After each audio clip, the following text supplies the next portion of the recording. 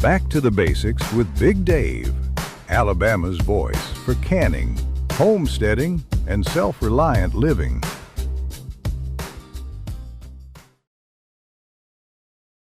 The lights might go out, but we don't. This is your guide, your neighbor in the know, your host, Big Dave.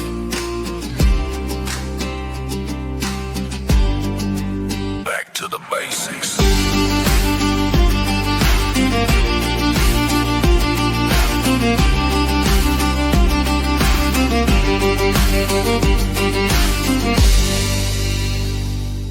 Big Dave, got my buddy Mr. Steve with me, but I call him the prepping pastor.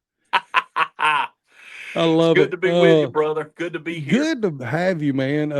Just to give a little forewarning, he was supposed to have been on a couple of weeks ago, and he was found passed out in his greenhouse. Yeah. You gotta take care of yourself, brother. You gotta drink water. I thought I was taking care of myself. We were all surprised. Yeah, I texted him the next day. I texted you that night, and I was like, dude, hope everything's well with you and the family, because it's not like you not to answer me back.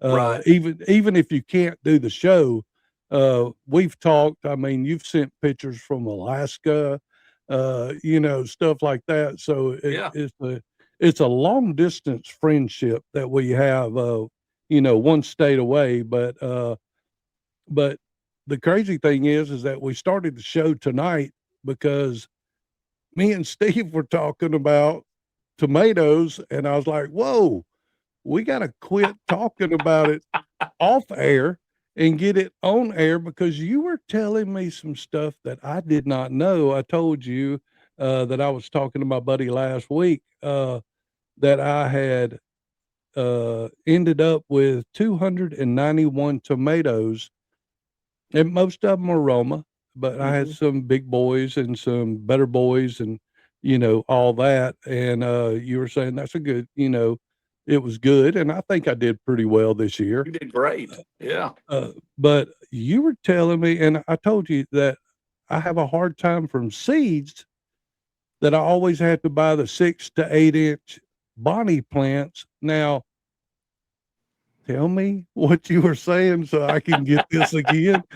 Well, yeah, let's just talk about just the two basic different types, right, of any plant we buy. And let me just jump right here, first of all, and say a lot of people get confused between hybrid and GMO. And now explain that. Yeah. So genetic modified, or GMO, right? It's what we're all, and we should be afraid of it. Okay. We should be afraid of GMO, because basically what they're doing is they're taking DNA from something else, not from a plant. So like with corn, it's grasshopper DNA, and they fuse it into corn so it becomes resistant, Monsanto specifically resistant to Roundup. So they can spray these big monoculture crops with Roundup, and it kills the weeds, but it doesn't kill the GMO crops. You and I can't buy GMO seeds. Okay. You don't have to worry about accidentally buying a GMO seed wherever you buy seeds. You have to buy them at such a volume that we couldn't afford to buy seeds like that. You can't accidentally buy GMO seeds. Hybrid is completely different. So hybrid is when they're actually breeding different types of plants together just through pollination. So they will intentionally breed this plant that has disease resistance to this plant that has good tasting fruit, or whatever they're trying to breed for. Okay. So when they breed those together, you get what's called hybrid vigor. you get the best parts of each Of, plant. of each plant. Okay. Of each plant, yeah. So, but with a hybrid plant, if you save those seeds every year, when you plant them, they don't reproduce what you planted the first time. They're going to revert back a generation. So you're going to get kind of whatever those two different crops were. So they don't reproduce like kind. Heirloom seeds are what you're going to Uh, want if you're saving seeds. oh Okay. no, because I saved some tomatoes and some stuff, some cookneck squash and some cucumbers just to save the seeds from. Okay. Well, when you bought them, were they hybrid seeds or were they No, heirloom seeds?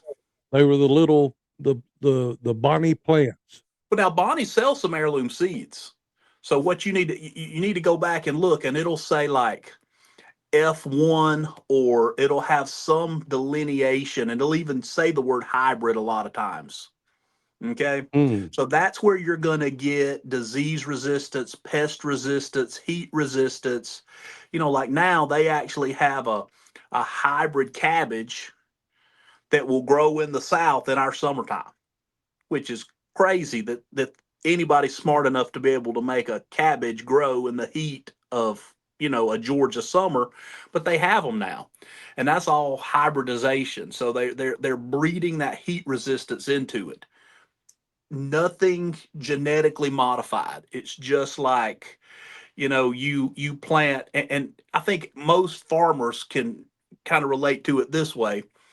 You plant field corn, and then okay. across the road you plant sweet corn. And a lot of times you'll get an ear that looks a little bit like both. It's because when the wind blows, it blows that pollen across It's the road and it pollinates yeah, that other crop. Their pollinating intention back and forth.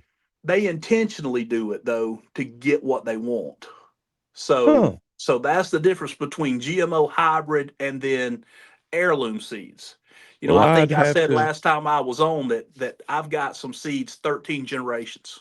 Yes. Those are Yes. all heirloom seeds. So that's just like we started growing that, and it's just a prized possession. And, I don't know how many other people have them because we've given seeds away. We've done all those things, but, and somebody probably gave them To your originally family. to us, at Yeah. some point. So yeah, so those, but the thing you don't get with those is you don't get that hybrid vigor. So um, you're not getting the pest resistance, the disease resistance, the heat resistance. It's whatever that DNA is. That's Yeah. what you get. What's your Um, favorite out of all of them?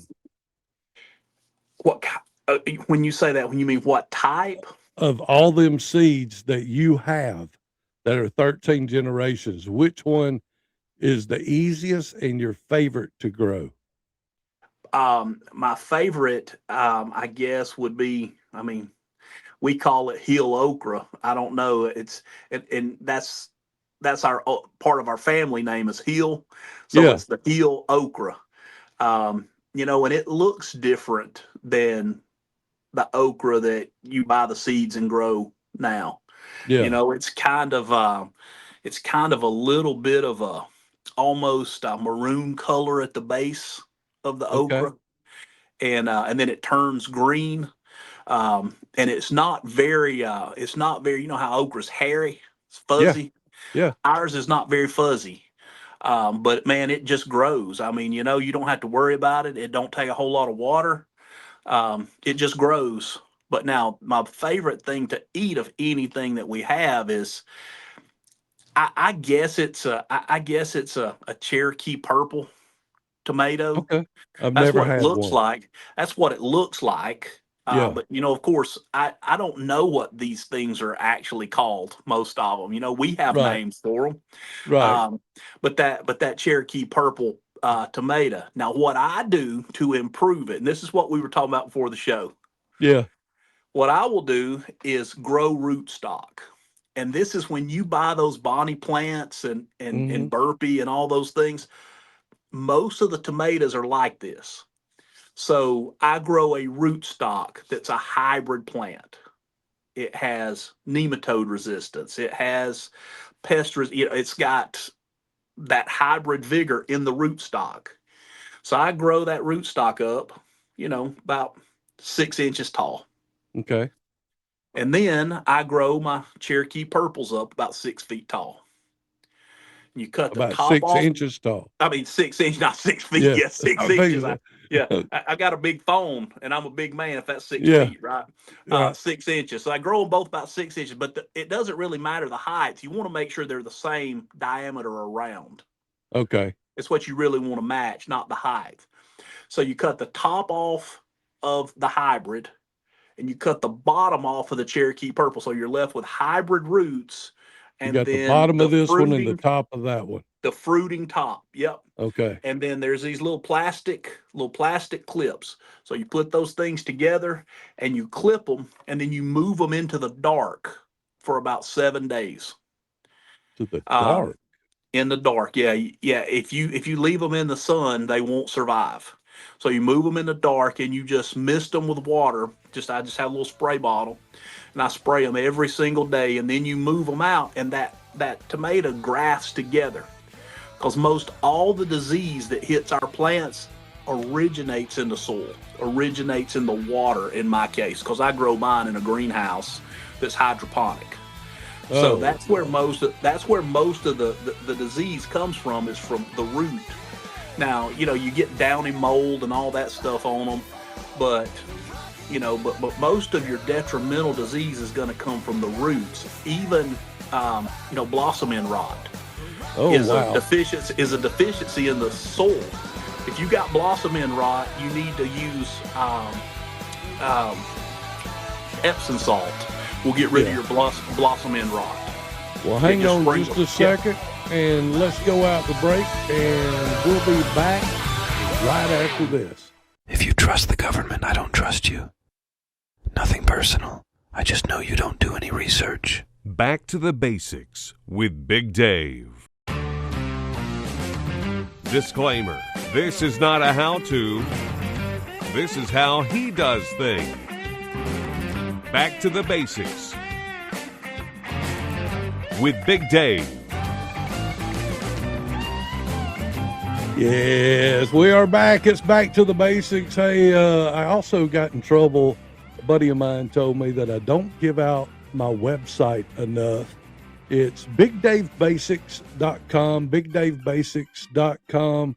And the main reason I did that disclaimer right there is because Steve's on the show tonight. I wanted to make sure that you understand this is not how you do things. This is how we do things. Absolutely. So we're not telling you to graft tomato plants onto your leg and stuff like that. So Yeah. So you put them in the. I'm definitely not telling you that you got to graft tomatoes to grow them. No. I'm telling you that I am infatuated with this stuff, so I do things a lot of times that are not necessary. Well, But you were I telling me enjoy just. it, and it works. Well, you told me a minute ago I need to go out and see which ones. Well, I pulled all of them up, and I don't know if I kept all the little things that I stick in the ground. Mm-hmm. I don't. I think we pulled all of them out and threw them in the garbage too. So Yeah. I guess I'm gonna be I'm gonna be like the the Cherokee tomatoes. I'm gonna be a shot in the dark come come next year when I go to plant them. But hey, at least I'll have something that I'm trying to plant. But Absolutely. one of the things that I was going to ask you is, do you ever get prepper burnout?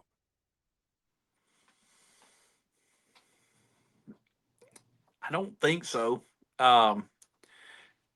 Because we don't call it prepping. We just call it life. I Well, I mean, call it self-reliant living. yeah, that's the thing, is that this is just the way I've always lived, more or less. I don't really Mhm. know, you know, I don't really know any other life, and to me, I got the best life in the whole world. Uh, Um, okay. I'm blessed. Um, I know my normal's not everybody's normal, and people, they think about that, and they're like, why do you do the things you do? Because it's my normal, and I love it. I'm 53 now, and I don't do a whole lot of things that I don't enjoy doing anymore. Um, Amen to that. I have, Amen to that. and I have learned a principle even in ministry, um, that it's very important for me to only do the things that only I can do. So if Mm, somebody else can do it, they need to be empowered to do it.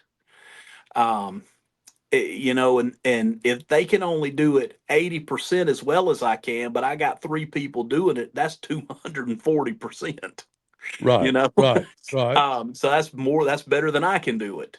Yeah. And it's taken me a long time to get there, but yeah, that's just kind of the way I do it. And I growing stuff, I'll be honest with you, I did go through a few years when I left home and went to college. I thought, I'm not going to do this garden thing ever again. That's too much work. I don't want to do that. Played baseball in college, got married, and then just woke up one day and said, I got to grow something. I got to Yeah, grow something. yeah. And it was just in me, and it's just natural expression of life for us. Even, the prepping thing, it's just, I think that if you really understand the kingdom of God, he says, be prepared Yeah, for yeah, everything. Be prepared for everything. And even in scripture, the virgins that had oil in their lamp are the ones that were able to go out to the bridegroom. The yeah. unprepared were lost in the dark. So I want to be prepared so I can continue to be a light. And so that's why we live the way we do and do the things we do. Um, but yeah, no, I don't think I've ever experienced burnout, um, I because have. I love the things I do. I have. Even though I love the things I do, especially this time of year with all the canning, Oh yeah, it can get. I mean, as you can see behind me, yeah, when it takes me when I go and I buy 40 pounds of chicken breast for 72 bucks, uh, and I bring it home, and it takes me 10 hours to can all of it. right. I you do that 2 or 3 weeks in a row. Oh I yeah, don't know if I call it burnout or if I'm just tired and I need a break. So there's E- times I'll take a week and I don't prepare anything. I don't prep anything. I don't uh, uh try to advance my right. stuff. Yeah, I think that creating systems for everything that we do. I'm a big systems guy. So creating those systems so that it doesn't feel like every day's a chore. Mhm. But I have things that just kind of, and when I say run themselves, I don't mean that I'm not part of the system, Right. but I'm not sitting there thinking, okay, what do I have to do next? We have systems that just self perpetuate. When this happens, it triggers this, and we go do that. So my mental energy is not always tied up in it. I'm not always thinking about prepping. We have when we move a 5 gallon bucket of rice and we open it and we start using it, it's time to put another 5 gallon bucket of rice in its place. Yeah. Well, here's the thing: every time I go and buy a 5 gallon bucket of rice, that bucket only holds 30 pounds. Okay, so I have to buy a 50-pound bag of rice. So I buy a 50-pound bag of rice, and then I might as well buy another one so that I can fill up two buckets. And then I got Okay. enough left to fill up the third one. So that's the way our system works, right? So then every time we take one, we actually add our system, our pantry grows by 2 buckets because 100 pounds fills up 3 buckets. Okay. Now let And me that's just how, ask you this. yeah, You're talking about your rice, yeah. and where's my book at? You're talking about the rice. What bags are you using? Uh, who do you use for your Mylar bags? Wallaby. They make the best bags by far to me. Okay, that's what I couldn't remember. Wallaby. And Yeah. Yeah, they don't tear. are A they lot of easy to my, seal? Are oh they yeah. easy to seal on the top? Yeah, they're easy to seal on the top. And then now the 5 gallon version doesn't have it, Yeah, but anything smaller than 5 gallons also has a Ziploc on it. So yeah, you heat yeah. seal it across the top, but once you remove that heat seal, then you can you can Ziploc them back, which is a huge advantage. Um, but yeah, so that's what I use. We put diatomaceous earth in every 5 gallon bucket just in case there's something already living. If people knew what was I living have in our food when we bought it from the store, I have some of that right now here at this house. I have, and what I found out is farmers will take it and put it on top of the cattle feed to yeah, keep the bugs and the roaches and everything off of it. And the absolutely only thing that it doesn't work on is spiders. correct. Yeah, to kill a spider, you got to put something in place so that it has to mash its thorax against the ground and drag it through it because it Yeah, walks holding its body up off the ground. No other bugs do that. right. They And all touch the ground. it's that they hit with that needle so they Yeah, don't have to touch the diatomaceous earth. right. And I But found out, you can also put DE around your plants. It'll work in oh your yeah, garden. Yeah, all so over I mean, them, all absolutely. over them, and it doesn't hurt it. And my dog, it doesn't. That's why the first time we found out about it was putting stuff out around the camper, uh, so that it wouldn't kill him, but it would keep the bugs and everything Oh yeah. away from the camper and from the inside the house. I didn't know you could put it in with. I didn't even think about It in need you with need to rice. Yeah, you need to buy food grade diatomaceous earth. That's what Yeah, I have. they make a food grade and then they make just like a garden diatomaceous earth. So food grade, and it's actually healthy for humans to consume it. It'll actually help us with parasites that are in our body when we eat it. I heard that, but I don't know that I want to, you know, I Well, don't want to think about it. You know what I'm saying? And I well know the way well, it works on hang on, parasites. Okay, Steve. go ahead. We're fixing to have to go out to break. But Okay. so while we're at break, everybody think about eating the diatomaceous earth. And when we go out to break, hey guys, don't forget this way. Hey, my buddy Josh keeps telling me go out to bigdavebasics.com, bigdavebasics.com, and you'll find my YouTube, my TikToks, my podcast, even my blog is there. So go out and check it out, and we'll be back right after this. Would you try to survive the apocalypse? Is that not what we're doing now? Back to the basics with Big Dave. Contact the show. Email bigdave3xl@gmail.com.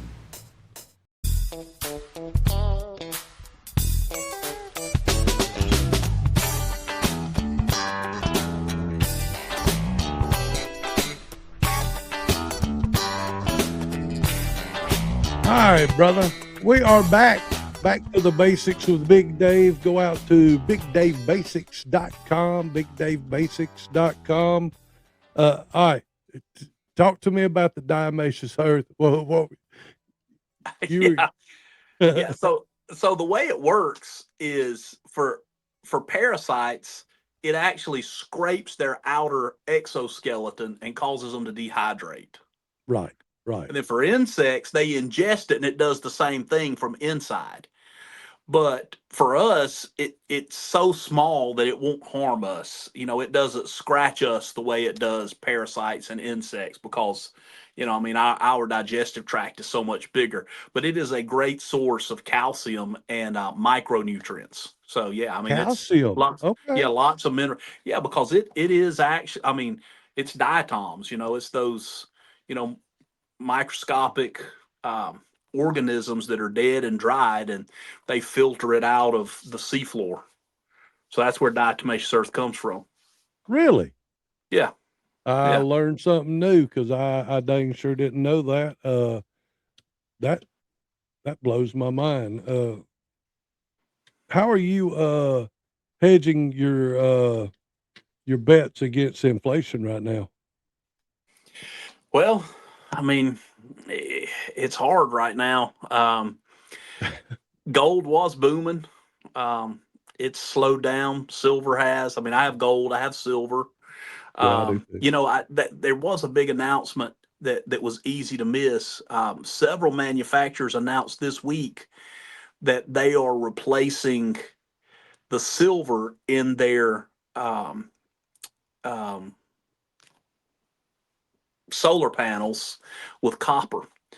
So that's going to cause the price of copper to spike. So, if you feel copper is a precious metal, it might be advantageous to buy some copper and keep Dang, I'm it. gonna have to have gold, silver, copper, and brass.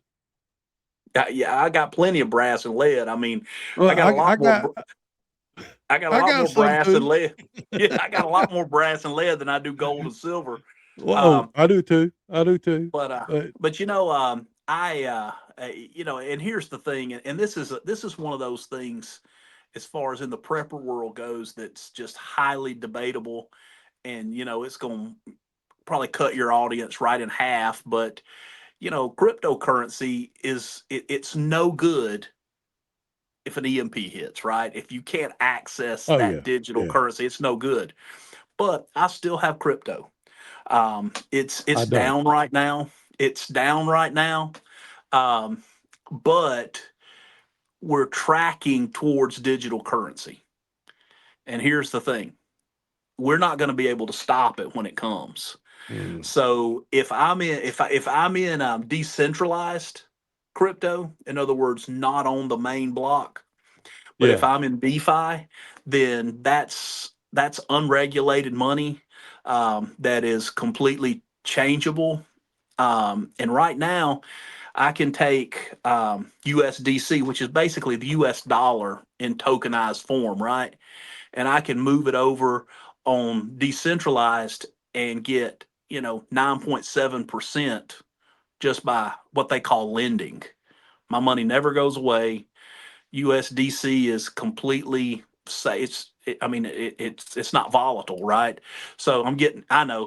9.7%. I'm getting 9.7% a year on my money, and it's the same exact safety as having it in a safety deposit. I mean, in a savings account. Well, But my I do thing have is, some money in crypto. But the biggest thing is, man, you know, I'm still I'm eating food that cost me, some things over 100% less when I bought it that we're now oh eating. yeah, yes, yes, yes, definitely. I am too. I somebody asked me one day, said, "Why do you do all this?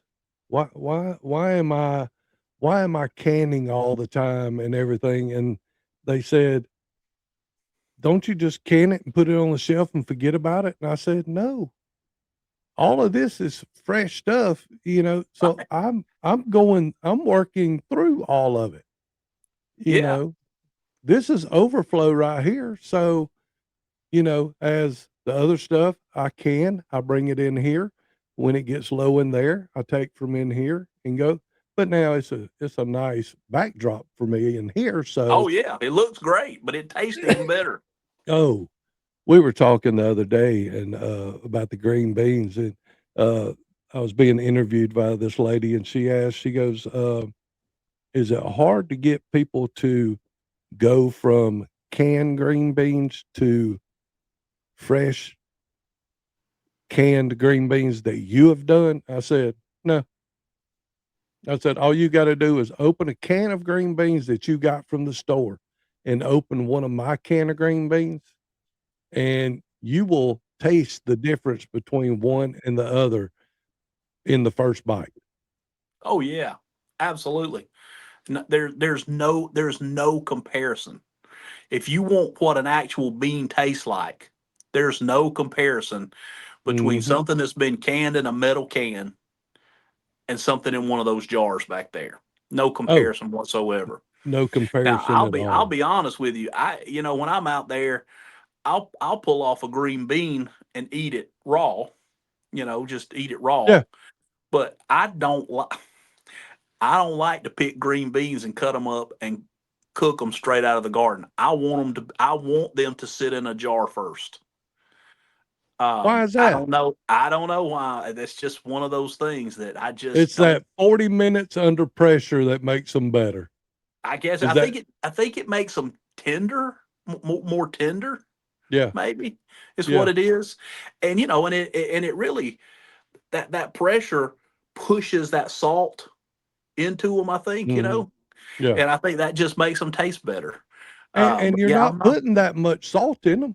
No, You're not no, putting that much salt in them, but it's something about it, that and the potatoes, I we'll buy potatoes to do, potato salad or whatever, and we always buy a bigger bag than we need. Like this hmm last weekend, my wife was doing potato salad, and we had a big ham and had all the kids over. We do that every Sunday, trying awesome. to bring back the tradition of sitting around a table. Me and my father-in-law, my wife, we all sit around a table every night, except Friday night, Saturday night, is the only 2 nights that we don't sit around a table and eat supper. We're not on our phones. We're talking about what happened during the day. Yeah, And I think I was telling one of my clips that's on TikTok talks about the downfall of America, I think, was when the microwave came out. mm, I think yeah. when we went to I gotta have everything right now, right now, right now, right now. Oh And yeah, we're too fast. We need to slow down. That's why I love pressure canning and water bath canning is because it makes me slow down and I have to forget about all the problems. I push everything aside. I turn on a little music in the background and I sit there and I'm going one step at a time. Okay, I got to snap all these green beans. yeah. Then I got, and a couple of weeks ago when we were doing the green beans, my father-in-law was in there snapping them. My wife was at the table snapping them, and we were all talking about, things that happened, like, when I used to go to my grandmother's house and did it, my father-in-law was talking about when he was raised, what, Oh my yeah, wife's grandmother did. We've got to yeah. slow down. We've gotta slow Absolutely. down. That question you asked about, and I'm going to jump back to it. Do I get burned out prepping? Yeah. As I have thought about it since you asked it, I think probably it's more because very rarely do I do anything alone. It's Okay. community. It's community. We have a pretty healthy mutual assistance group. We do life together. We prepare together. Yeah. We practice together. We do all those things. And we're not a militia by any means, but we have strategies and plans. So when we can and stuff, there's people around, Yeah. and it reminds me of being a kid because that used to be the thing. We would go over to my Uncle Glenn's and Aunt Izzy's, and they had a screened-in porch. Your aunt And what? Aunt Izzy, her name was Inez, Oh, but we called her Izzy. Aunt I had Izzy. I had a Aunt Iwana. Oh yeah, yeah. And that I thought that's what you were saying at first. I'm sorry, I didn't mean to interrupt, but Oh no, that's fine. But go ahead. we'd sit around and cut corn off the cob, Yeah, run tomatoes through the tomato mill, canned green, and the whole family. All my cousins were there, and it was just a community event, and it was yeah, hard work, but we laughed, and they told all the old stories, and it was just, and it makes me feel that way when we're doing, this here, because it's not just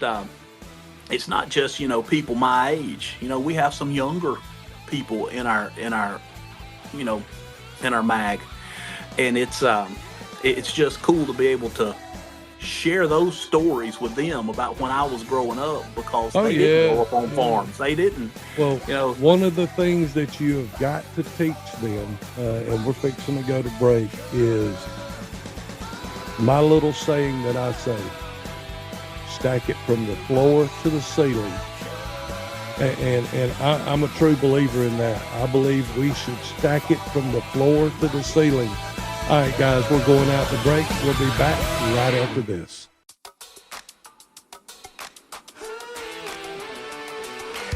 It's just a reminder that you and I are adults, so go do your adult things today. Be mature. Back to the basics with Big Dave.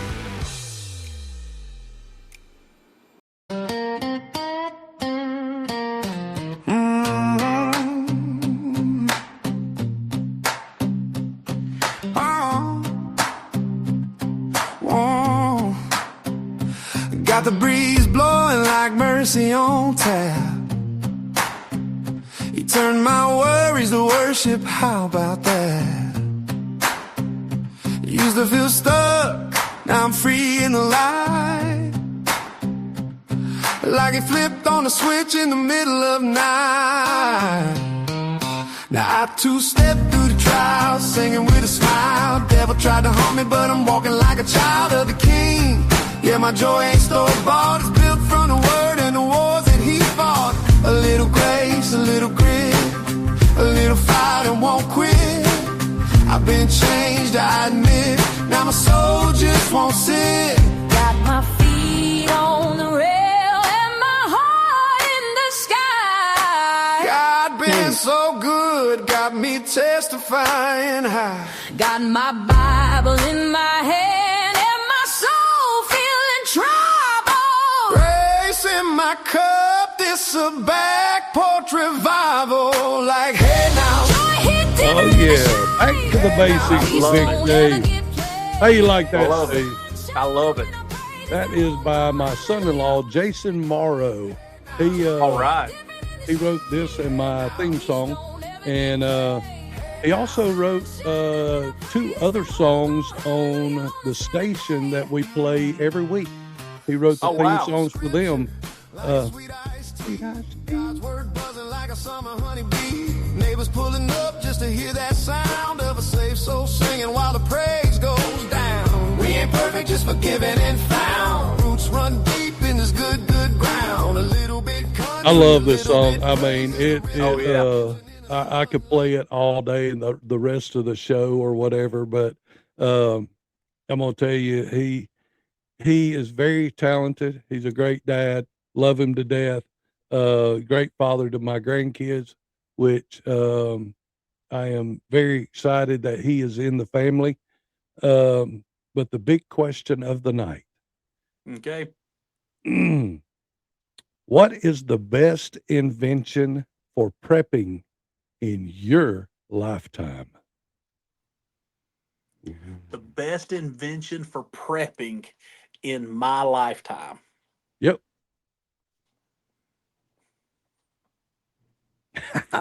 It's kind of hard when it's, when you haven't had time to really think a whole lot about it.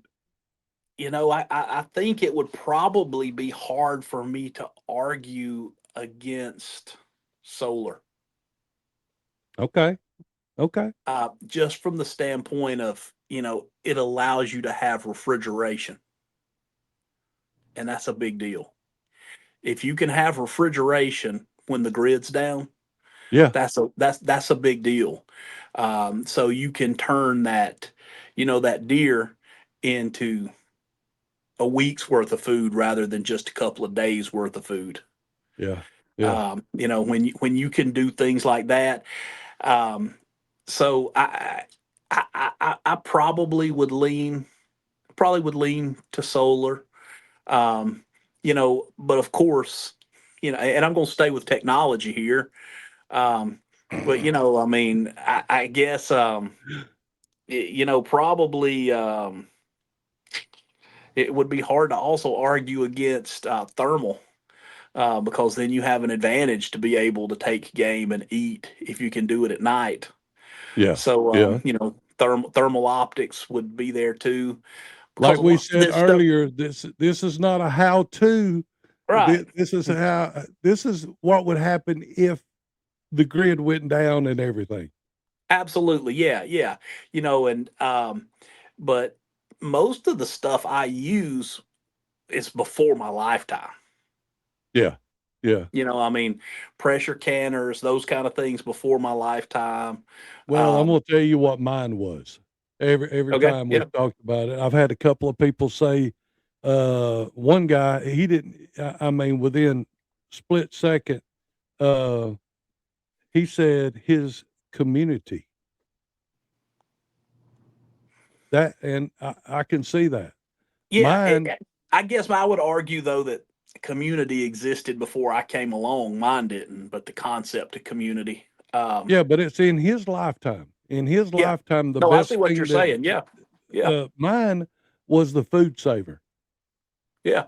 Mine, I mean, and that's kind of technology a little bit, but the food saver to be able to vacuum seal stuff, to put it in your everyday bag, to put it in your go bag, to pressure your food and put it in the freezer, uh, just to vacuum seal my jars that have pasta sauce and different spices and stuff like that in it. Oh Um, yeah. I think that's a big one too. Oh yeah. But I Yeah. don't have any solar. I would love to get some Yeah. Yeah. because every month, I mean, especially with these data centers coming up, um, Oh yeah. Birmingham over here, they are, and probably the next governor of the state of Alabama, Coach Tuberville, he's talking about he's all for the data centers. It's kind of like me and you were talking off air. Um, you can't run from it. No, no, you Uh, can't. uh, I mean, we're going to have to learn to adapt to it, and do what we can during it or with it. So, I mean, you know, we basically got to get over it and embrace it and figure out what the new norm is. That's right. I mean, I would say, when we're talking about AI, don't become dependent on it, but allow it to help you with what you can allow it to help you with. Right. Right. Anytime we become dependent on anything, that becomes the link that becomes the weak link in the chain. Yeah. Yeah. If we have singular dependence, that's the weak link. If I'm singularly dependent on my food storage, Yeah. that's the weak link in the chain. If I'm Okay. singularly dependent on my garden, that's the wink. That's the weak link. Well, I mean, like this year, I've had a great garden season, 291 tomatoes, everything.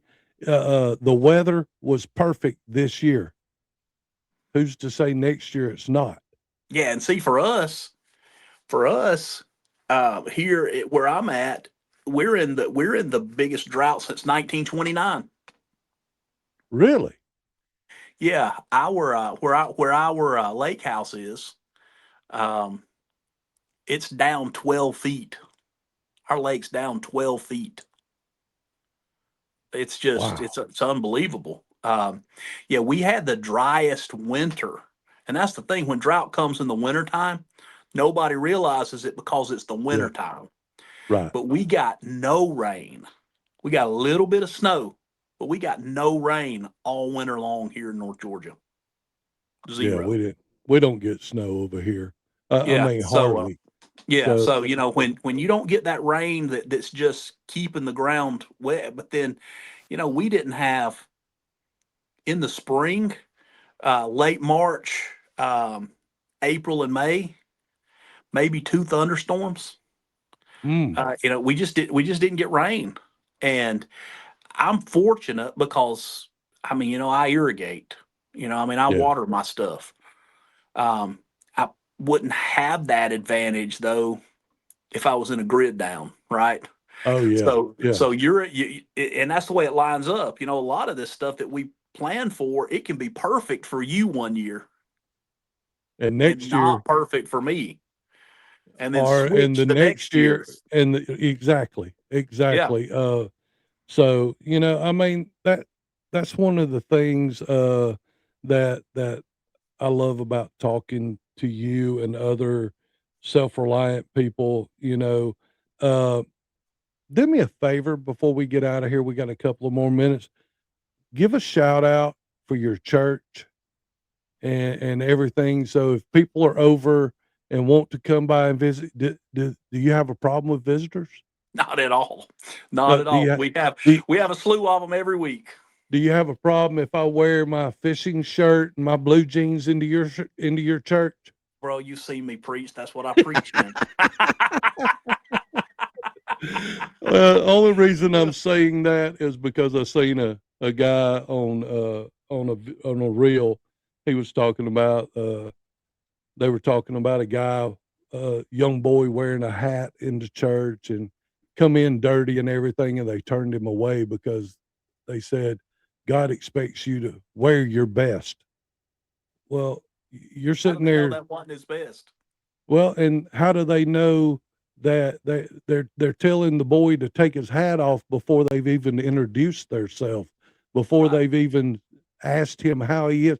He might not understand, which I don't think there's a problem with wearing a hat in church.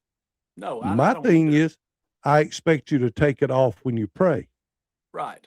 I mean, that's the only thing that I ask. But give a shout out for your church and everything and where you can be found. Cornerstone Tabernacle.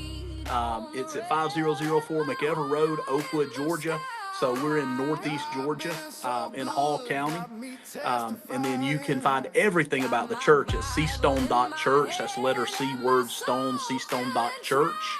And for all of our prepper stuff, you can find that at preparedtolive.com. That's prepared with a D, preparedtolive.com. All that stuff is there. And man, thank you so much for having me on the show. I always enjoy hanging out with you. I hope we get to do it more. I do too. And guys, don't forget, you can go out to BigDaveBasics.com. That's BigDaveBasics with an S.com. And we will see y'all next week. Thanks, Steve. Absolutely. 2 Timothy 1:7. For God has not given us a spirit of fear, but of power and of love and of sound mind. Don't be scared, be prepared.